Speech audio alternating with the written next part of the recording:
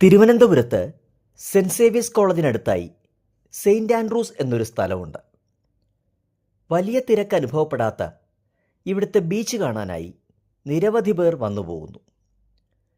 ശംഖുമുഖവും കോവളവും കഴിഞ്ഞാൽ അനന്തപുരിയിലെ കൊള്ളാവുന്ന ഒരു ബീച്ചാണിത്. വൻ ജനാവലിയില്ല, വൃത്തിയുള്ള ചുറ്റുവട്ടം, ചുരുക്കം കുഞ്ഞു കുഞ്ഞു കടകൾ.